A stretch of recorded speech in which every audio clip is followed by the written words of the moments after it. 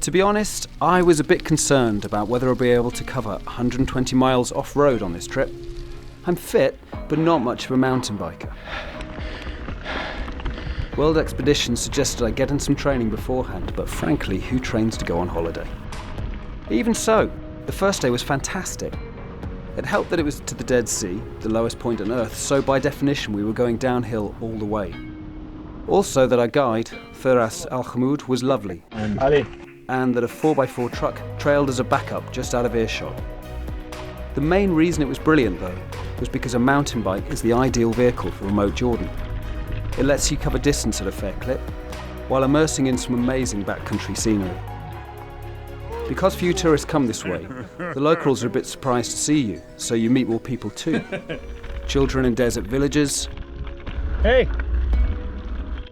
Or Bedouin shepherds who call salam, peace, as you pass. Salam. There was also a memorable lunch in the desert with a Bedouin family, where we sat eating chicken and rice, drinking sweet tea, while our host told us that with 14 children, goats and sheep, and a strong wife, he was the richest man on earth.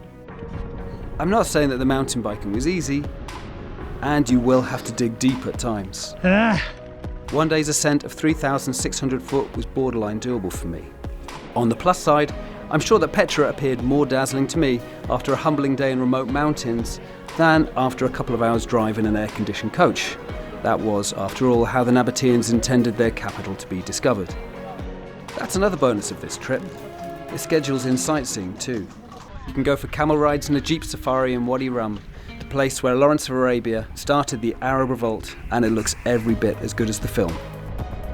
On the last couple of days, you descend from the mountains into true desert.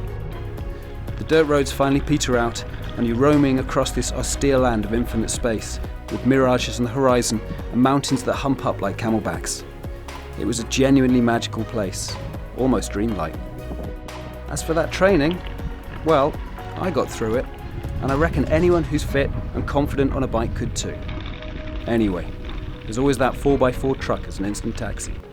It sure beats Uber.